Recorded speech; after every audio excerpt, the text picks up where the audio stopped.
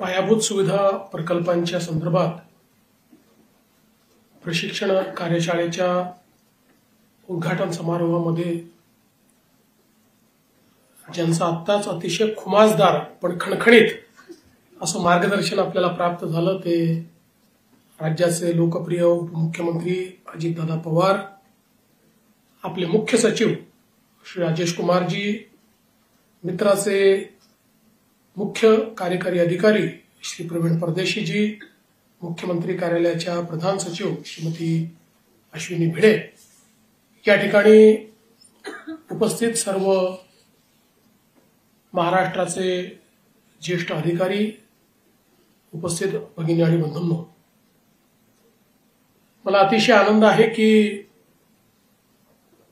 पायाभूत सुविधा प्रकल्पांच्या संदर्भात कार्यशाळेचं या ठिकाणी आयोजन करण्यात आलं आणि 2 दिवस या संदर्भातल्या विविध पहलूंवर अनेक अनुभवी लोकांचं मार्गदर्शन आपल्याला प्राप्त होणार आहे. मला आठवतं की 2019 साली डॉइच बँकेने एक रिपोर्ट प्रकाशित केला होता आणि त्या रिपोर्टमध्ये त्यांनी असं म्हटलं होतं की भारतामध्ये जेवढे बिग तिकीट इन्फ्रास्ट्रक्चर प्रोजेक्ट चालले आहेत त्यापैकी 49% प्रोजेक्ट एकट्या महाराष्ट्रात चालले आहेत. आणि तो रिपोर्ट पाहिल्यावर आम्हाला फार आनंद झाला. जवळपास 6-8 महिने, वर्षभर आम्ही प्रत्येक भाषणामध्ये तो रिपोर्ट कोट करायचो की महाराष्ट्राने इन्फ्रास्ट्रक्चरमध्ये किती काम चालू केलं बघा. 49% प्रोजेक्ट्स हे महाराष्ट्र अकाउंट फॉर करतोय आणि ते खरंही होतं. पण आज जेव्हा 2025 मध्ये मी मागे वळून पाहतो त्यावेळी त्या 2019चे 40% प्रोजेक्ट आजही पूर्ण झालेले नाही मला पाहायला मिळतं. आणि म्हणून केवळ नंबरमध्ये आपण नंबर 1 येऊन चालणार नाही, तर हे प्रोजेक्ट वेळेत कंप्लीट होणं हे अत्यंत महत्वाचं आहे. फॉर्च्युनेटली एक गोष्ट जर आपण लक्षात घेतली तर गेल्या 10 वर्षामध्ये आपला अनुभव फार समृद्ध झालेला आहे. कारण इतक्या वेगवेगळ्या प्रकारचे प्रोजेक्ट्स आपण महाराष्ट्रामध्ये केले.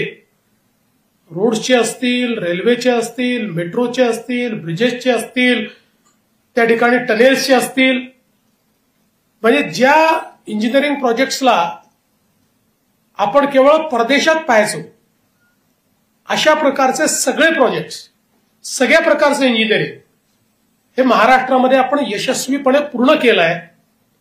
आणि म्हणून एक मोठा समृद्ध अनुभव आपल्याकडे. पण असं असताना देखील ही जी काही एक प्रकल्पाची सगळी लाईफ सायकल आहे, एक प्रकल्प कन्सीव्ह होण्यापासून पूर्ण होण्यापर्यंत, याच्यामध्ये मात्र कुठेतरी अजूनही एक अकाउंटेबिलिटी येणं हे अत्यंत महत्वाचं आहे. मला फार पूर्वी एक जर्मनीमध्ये प्रोजेक्ट मॅनेजमेंटच्या एका डिप्लोमा करता नॉमिनेशन मिळालं होतं आणि त्या ठिकाणी प्रोजेक्ट मॅनेजमेंटच्या संदर्भातले काही ट्रेनिंग मी घेतलं. आणि त्यावेळी त्यातलं सगळ्यात महत्वाचं ट्रेनिंग काय होतं तर ते ट्रेनिंग हेच होतं की प्रोजेक्ट सुरू व्हायच्या आधी त्याच्यावर जास्त मेहनत घेतली पाहिजे. प्रोजेक्ट सुरू व्हायच्या आधी प्लॅनिंगची जी प्रोसेस आहे या प्रोसेसमध्ये 360 डिग्री अप्रोच ठेवून जर आपण प्लॅनिंग केलं तर प्रोजेक्ट स्मूथली आपल्याला पूर्ण करता येतो. आणि ते जर आपण केलं नाही, म्हणजे आपल्या अनेकांनी लहानपणची आपण गोष्ट ऐकली आहे, झाडं तोडणं काही योग्य नाही, पण झाडं तोडण्याची कॉम्पिटिशन लागली आणि कॉम्पिटिशन लागल्याबरोबर सगळे लोक कुऱ्हाडीने झाड तोडायला लागले आणि त्यातला एक जण होता, त्यांनी पहिले कुऱ्हाडीला धार करणं चालू केलं आणि हे सगळे तोडत असताना अर्धा तास त्यांनी धार केली आणि ती धार झाल्याबरोबर त्यांनी तोडणं सुरू केलं आणि या सगळ्यांच्या अर्ध्या वेळात त्यांनी झाड तोडलं. त्याची पूर्वतयारी ही अचूक झाली आणि म्हणून वेळेपेक्षा लवकर तो पूर्ण करू शकला. तसंच या सगळ्या प्रोजेक्ट्स आहेत. आज आपल्याला इतके वेगवेगळ्या प्रकारचे टूल्स अवेलेबल आहेत. आज गतिशक्ती सारखा एक प्लॅटफॉर्म आहे की ज्याचा आपण उपयोग करू शकतो. जिओस्पेशियल डेटा आहे ज्याचा आपण उपयोग करू शकतो.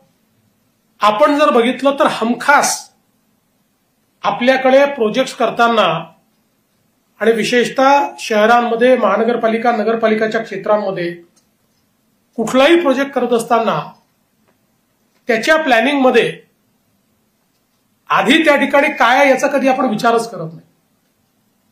प्रत्येक प्रोजेक्टमध्ये पाईप टाकायचं असेल तर दुसरा पाईप फोडतो, अजून काही टाकायचं असेल तर विजेच्या तारा तोडतो, सगळीकडे जे काही फायबर ऑप्टिक आहे त्याचे तुकडे तुकडे करून टाकतो. कारण याच्या प्लॅनिंगच्या संदर्भात पण असं नाही का डेटा आपल्याकडे उपलब्ध नाहीये. वेगवेगळ्या विभागात सगळा डेटा आहे. ज्यांनी फायबर ऑप्टिक टाकले त्याच्याकडे सगळा डेटा आहे, ज्यांनी पाईपलाईन टाकली त्याच्याकडे डेटा आहे, ज्यांनी शोअर लाईन टाकली त्याच्याकडे डेटा आहे. पण या डेटाचं कंपायलेशन केलं नाही, हा डेटा एकमेकाशी बोलत नाही आणि आपण त्यांना विचारलंही नाही की इथे काय काय. त्याच्यामुळे एक काम करताना दोन नवीन कामं करून ठेवायची, अशा प्रकारचं आपलं प्लॅनिंग असतं.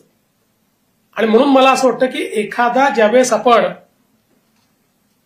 पायाभूत सुविधा प्रकल्प प्लॅन करतो त्यावेळी तो प्लॅन करताना त्याचं योग्य प्रकारचं प्लॅनिंग, म्हणजे केवळ कॉस्ट एस्टिमेट नाही.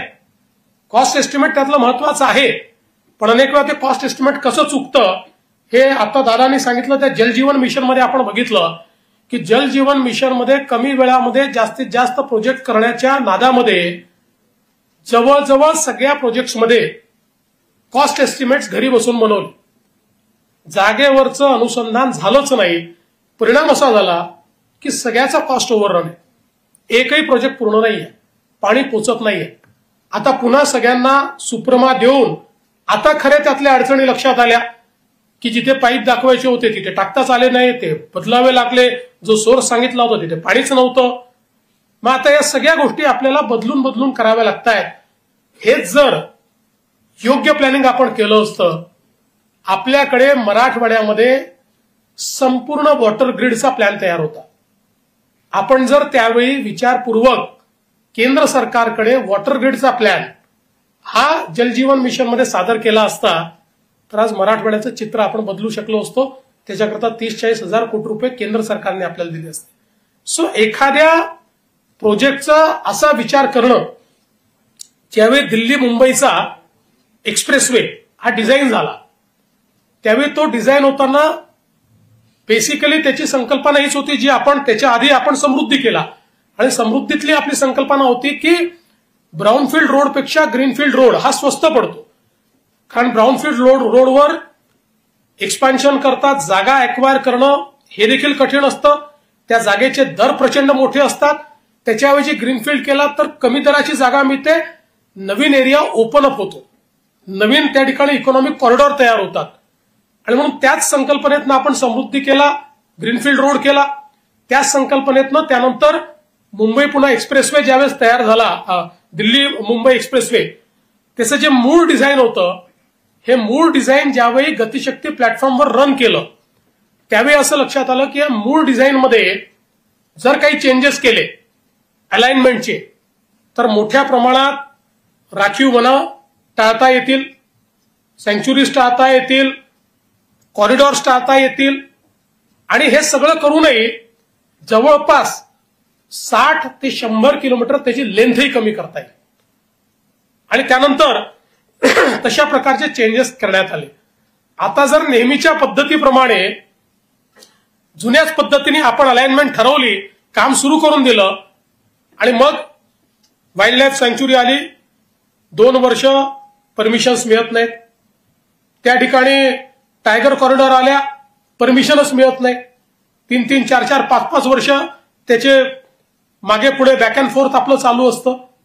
त्यामुळे योग्य प्रकारे हे झाल्यामुळे अतिशय कमी वेळामध्ये दिल्ली मुंबई एक्सप्रेसवे तयार झाला. आज हे जे काही प्लॅनिंग आहे हे जर योग्य प्रकारे आपण केलं, प्लॅन तयार करताना त्यातल्या काय शक्यता आहेत, अशक्यता आहेत या संदर्भात योग्य प्रकारे त्याचं अनुसंधान करून वेगवेगळ्या डिपार्टमेंट्सचं त्या ठिकाणी कोऑर्डिनेशन करून आपण जर हे करू शकलो तर मला असं वाटतं की त्यातनं भरपूर वेळ आपल्याला वाचवता येतो.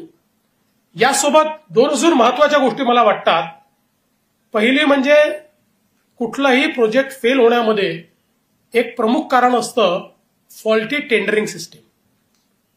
Tendering is not just a मिअर static system. आपल्याला एखाद्या कामाकरता विकासक जो निवडायचा आहे किंवा जो कडे कॉन्ट्रॅक्टर निवडायचा आहे याच्या क्षमतेचा योग्य विचार करून ते काम आपल्याला त्याला द्यायचं असतं. त्यामुळे आपण टेंडरमध्ये काय कंडिशन्स टाकतो, आपण कशा प्रकारचं टेंडर काढतो, विशेषतः आपण जर बघितलं असेल तर सुरुवातीच्या काळामध्ये अनेक बीओटी टेंडर्स फेल झाले. लोकांना दिले पण ते करू शकले नाही. याचं कारण ते टेंडरचं डिझाईनच चुकीचं होतं. अनेक वेळा त्याच्यामध्ये आपण विचार करत नाही की आपल्याला नेमकं काय हवंय, किंवा अनेक वेळा कुठल्या तरी राजकीय दबावापोटी, कोणाच्या तरी व्यक्तीच्या दबावापोटी आपण ते टेंडर्सच्या कंडिशन अशा करतो की ज्यातनं पलीकडे आपल्याला अडचणी निर्माण होतात. आणि म्हणून तो एक महत्वाचा विषय. आणि त्याहीपेक्षा महत्वाचा विषय काय आहे तर एखादा टेंडर दिल्यानंतर ज्यावेळेस वर्क ऑर्डर देतो आपण म्हणतो ना डेव्हिल लाईज इन डिटेल्स, तो सगळ्यात महत्वाचा आहे. आज आपण जर बघितलं तर हे करारनामे कोणीही पाहत नाही. कुठली तरी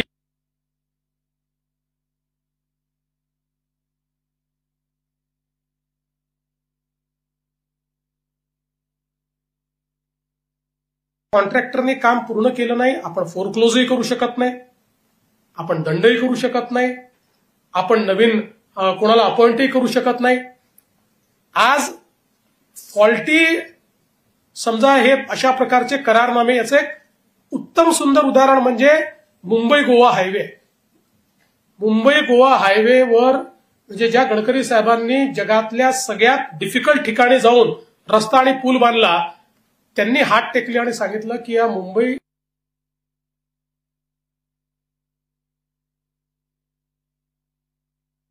त्यावेळी ते फोरक्लोज करतात.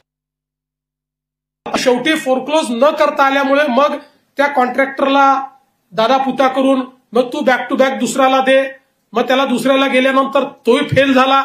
असं करता करता अजूनही मुंबई गोवा हायवे आपण तयार करू शकलो नाही.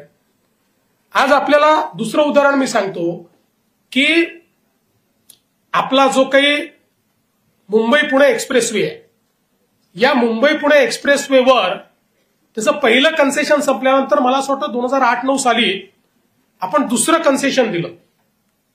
आणि दुसरं कन्सेशन दिल्यानंतर आपल्याला असं लक्षात आलं की ट्रॅफिक वाढलेली आहे, वसुली मोठ्या प्रमाणात होते आहे आणि म्हणून त्याचा शेअर आपल्याला मिळायला पाहिजे. आणि ज्यावेळेस मी मुख्यमंत्री होतो इथे मोपलवाऱ्यात मी सांगितलं आपल्याला शेअर मिळाला पाहिजे. हा कॉन्ट्रॅक्टरला कसं चाललाय एवढं आम्ही बघितलं तर त्याच्यामध्ये आपल्याला बायबॅकची व्यवस्था नव्हती आणि आपल्याला शेअरची व्यवस्था नव्हती.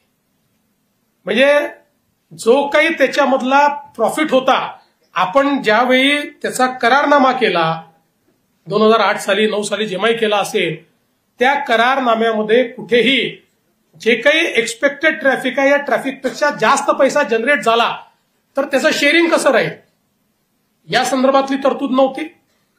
आणि बायबॅक करायचं असेल त्याची तरतूद नव्हती. शेवटी ठीक आहे आम्ही मग त्याच्यात दबाव टाकून काही गोष्टी केल्या, पण अशा प्रकारे जर आपण एखादा करारनामा करतो तर या व्हायटल प्रोजेक्ट्समध्ये त्या करारनाम्याच्या संदर्भातही लक्ष देणं हे अत्यंत गरजेचं आहे.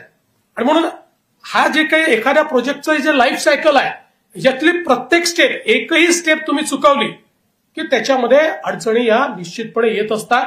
त्या अडचणी कशा दूर करायच्या याचं जर आधीच आपण तयारी करून ठेवली तर ते अत्यंत महत्वाचं असतं. एक अजून महत्वाची गोष्ट आहे की आता एक आपण आपल्यासमोर क्लासिक उदाहरण आहे ते म्हणजे संभाजीनगरच्या पाणी पुरवठा योजनेचं. आता संभाजीनगरच्या पाणी पुरवठा योजनेमध्ये पाईपलाईन टाकून दिली आपण आणि टाकून दिल्यानंतर आपल्या लक्षात आलं किंवा जी काही म्हणजे आपलं आणि हे जी काही हायवे अथॉरिटी आपली NHAI याचं कॉर्डिनेशन नसल्यामुळे NHAIच्या मध्यभागी आपली पाईपलाईन मध्यभागी, त्यामुळे ते म्हणतात आता आम्ही याला चार्ज करू देत नाही, कारण उद्या काही झालं तर आम्ही तो फोडू देणार नाही. आता याच्यात आपण म्हणतो कारण आपली अलाइनमेंट जुनी होते, आपण म्हणतो तुमची चूक आहे, ते म्हणतात आमची चूक आहे. आता शेवटी NHAIची अलाइनमेंट चेंज करायची वेळ आली. याचा अर्थ काय आहे तर प्रोजेक्ट डिझाईन करताना या सगळ्या गोष्टीचा विचार एकतर आपण केला नाही, तर NHAIने केला नाही, तर दोघांनी केला नाही. म्हणून मला असं वाटतं की या सगळ्या गोष्टी अत्यंत महत्वाच्या आहेत. एक अजून गोष्ट यातली मग काय महत्वाची आहे तर ती मला असं वाटतं की प्रवीण परदेशींनी जी गोष्ट सांगितली, आपण एखाद्याला कॉन्ट्रॅक्ट दिल्यानंतर आता now it is his headache, आता त्याची डोकेदुखी आहे, आता तू काम कर, आम्ही आता पाहणार म्हणजे काम झालं की नाही हे पाहणार, असं होत नाही. आपल्याला त्याच्याशी not in a literal sense but in the work sense we have to partner with him. आपल्याला त्याच्या प्रॉब्लेम्स ट्रबलशूट करावेच लागतील. त्याचे प्रॉब्लेम येण्याचं कारण काय, मेजर कारण हे आहे की आपण त्याला कॉन्ट्रॅक्ट दिलाय, पण आपण ज्यावेळेस तो प्रोजेक्ट कन्सिव्ह केलाय त्यावेळी त्या प्रोजेक्टचं योग्य डिझाईन तयार केलेलं नाही, किंवा जे रेग्युलेटरी प्रॉब्लेम्स आहेत त्याच्याबद्दल योग्य विचार केलेला नाही. आणि म्हणून आपण जोपर्यंत हँड होल्डिंग करत नाही, दोन गोष्टी महत्वाच्या असतात की ट्रबल शूटिंग मध्ये आपण त्यांच्यासोबत असलं पाहिजे आणि जितकं शक्य असेल तितका त्यांचा कॅश फ्लोही मॅनेज केला पाहिजे. अनेक वेळा कॅश फ्लो मॅनेजमेंट न झाल्यामुळे चांगले चांगले प्रोजेक्ट हे थांबतात. कितीही मोठ्या एजन्सीज असल्या तरी त्यांनी केलेल्या कामाचे पैसे द्यायला आपल्याला अडचण नाही. न केलेल्या कामाचे पैसे कोणी मागत असेल तर ते थांबवले पाहिजे, पण केलेल्या कामाचे योग्य वेळी पैसे दिले आणि त्यांचा कॅश फ्लो जर योग्य प्रकारे मॅनेज झाला तर अशा प्रकारचे प्रोजेक्ट जे आहेत ते योग्य प्रकारे चालतात.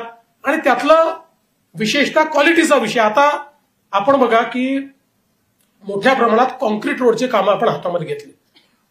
आता कॉन्क्रीट रोडचा फायदा काय, आपले बिटुमिनचे जे रोड आहे हे काही करा, फार चांगला रोड 8 वर्ष 9 वर्ष, नॉर्मली आपल्या इथे 3 वर्षात 4थ्या वर्षी त्याची हालत खराब असते. त्यामुळे आपण कॉन्क्रीट रोडकडे गेलो, जिथे चांगले कॉन्क्रीट रोड झाले तिथे जवळपास 40 वर्ष काही होत नाही त्याला. मला आठवतं की नागपूरमध्ये मी महापौर असताना 25-28 वर्षापूर्वी जे कॉन्क्रीट रोड केले आहे, एक भेग देखील त्याच्यावर एक पैसा कधी खर्च करावा लागला नाही. अशा प्रकारे कॉन्क्रीट रोडला तो एक त्याचा फायदा आहे. पण त्याच वेळी कॉन्क्रीट रोड तयार करताना जर त्याच्याकडे लक्ष दिलं नाही आणि तो नीट झाला नाही, त्याचे अनड्युलेशन्स, त्याच्या क्रॅक्स या पुन्हा तुम्हाला ठीक करता येत नाही. बिटुमिन रोडमध्ये एक लेअर मारली तरी ते ठीक होऊन जातं, पण कॉन्क्रीट रोडमध्ये करता येत नाही. त्यामुळे हा होत असताना याच्यावर लक्ष ठेवणं, आज मला अनेक वेळा अतिशय दुःख होतं की स्टेट हायवेज आहेत काही आपले जे कॉन्क्रीटचे केले आहेत आणि त्याच्यावर गेल्यानंतर त्याची जी काही क्वालिटी पाहायला मिळते, आणि विशेषतः मराठवाड्यामध्ये तर काही स्टेट हायवेज जे कॉन्क्रीटचे केलेले आहेत त्याची क्वालिटी पाहिल्यानंतर मला अक्षरशः डोळ्यात पाणी येतं की आपण किती पैसा वाया घालवलाय. तर मला असं वाटतं की क्वालिटी ही नंतर त्याला शिव्या देऊन ब्लॅकलिस्ट करून काही त्याच्यातनं आपल्याला मिळत नाही. त्यावेळी ज्यावेळेस हे काम होत आहे त्यावेळेचं सुपरविजन, त्यावेळी सगळ्या नॉर्म्सप्रमाणे काम होत आहे की नाही हे बघणं हे अत्यंत गरजेचं आहे. आणि ते जर योग्य बघितलं तर चांगली क्वालिटी. मला आजही आठवतं की आमचा नागपूरपासून नागभीड पर्यंतचा रोड पहिल्यांदा 1992 साली वर्ल्ड बँकेच्या नॉर्म्सप्रमाणे डांबरी रोड बनवला. 1992 साली बनलेला रोड हा जवळपास 2012 सालापर्यंत त्याच्यावर एक खड्डा नव्हता.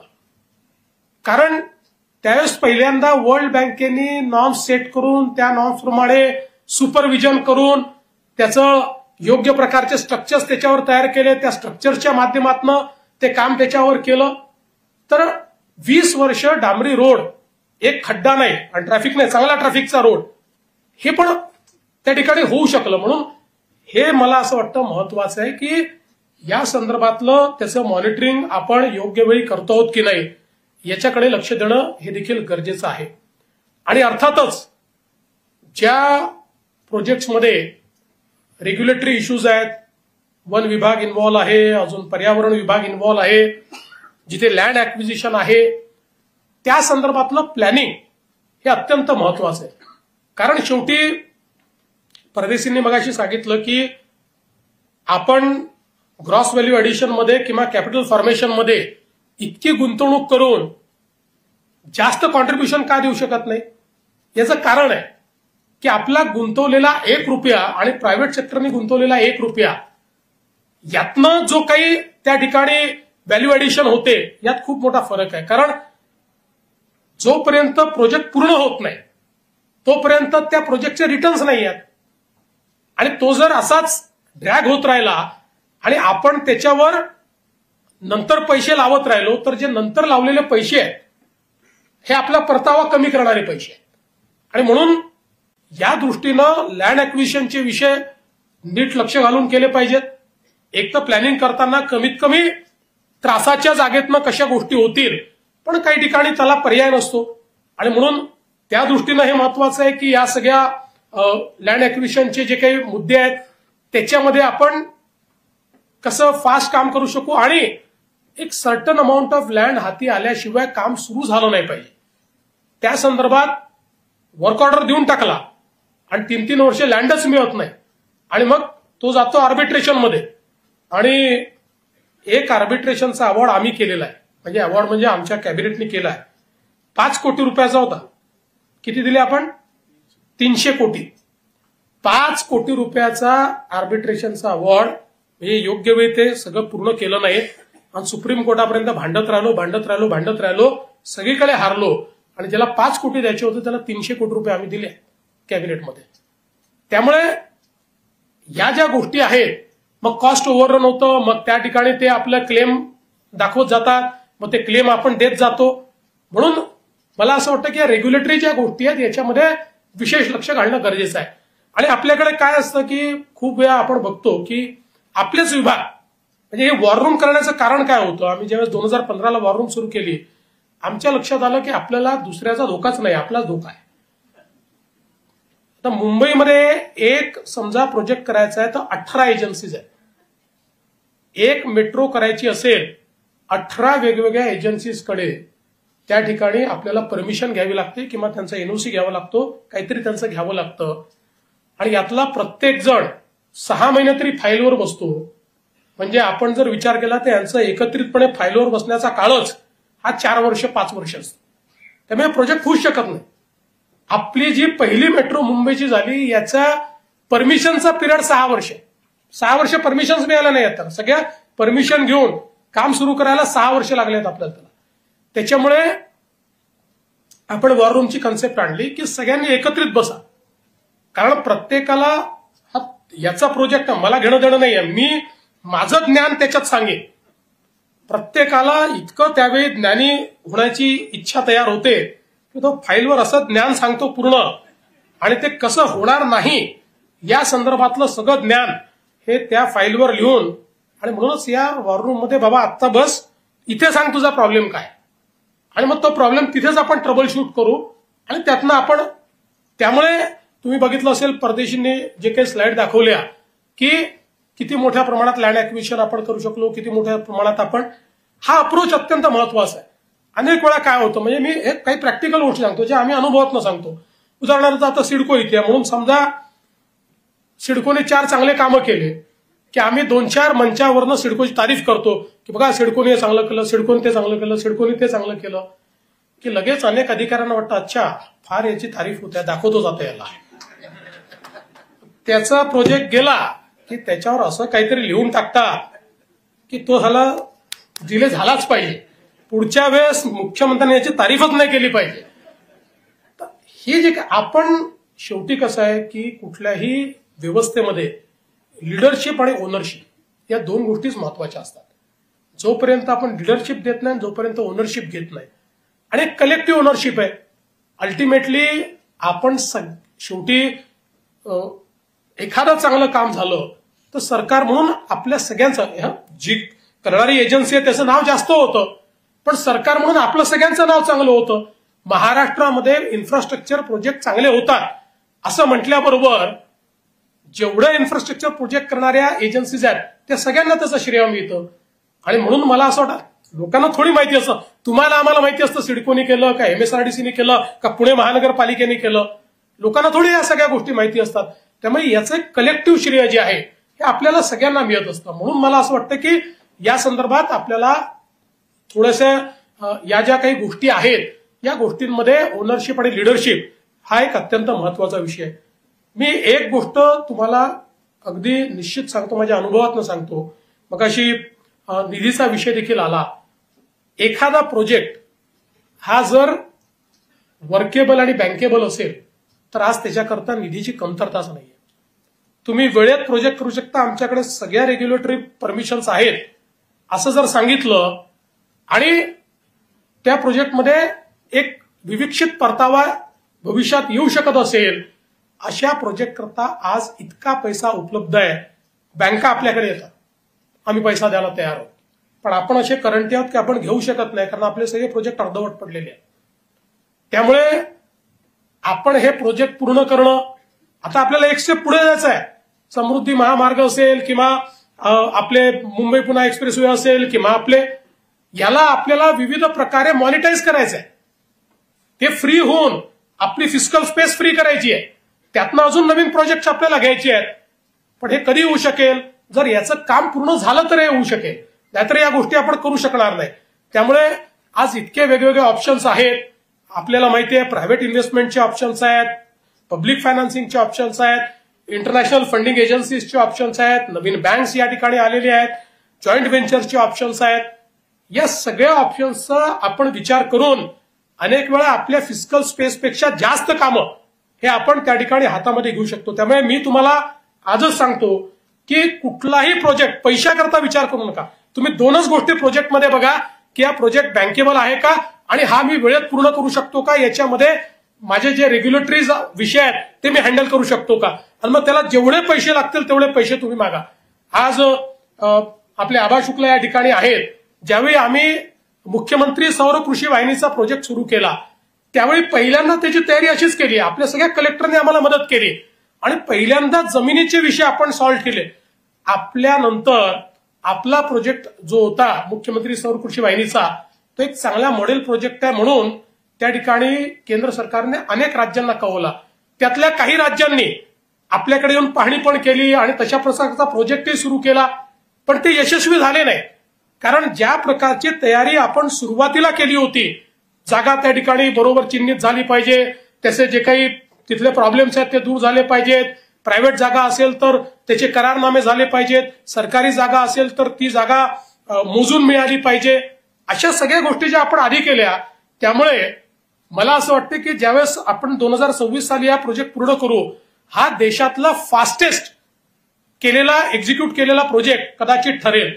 त्यामुळे मला असं वाटतं की या सगळ्या गोष्टी करणं अतिशय शक्य आहे. आपण सगळ्या या गोष्टींमध्ये थोडंसं जर ओनरशिप आणि लिडरशिप या दोन गोष्टी केल्या तर मला विश्वास आहे की निश्चितपणे आपल्याला पुढे जे काही खूप वेगानं आपल्याला $1 ट्रिलियन इकॉनॉमीकडे जायचं आहे त्याच्याकडे आपण जाऊ शकू. अतिशय चांगला हा वर्कशॉप या ठिकाणी तयार झाला, अतिशय चांगलं मार्गदर्शन या ठिकाणी होणार आहे. खरं म्हणजे मला तर दोन्ही दिवस या वर्कशॉपमध्ये पूर्ण थांबायला आवडलं असतं, कारण इतक्या नवीन गोष्टी आपल्यालाही शिकायला मिळतात. पण आपल्याला माहिती आहे की दुर्दैवाने अनेक गोष्टी मुख्यमंत्र्यांना कराव्या लागतात, त्यामुळे बरेच कार्यक्रम आहेत.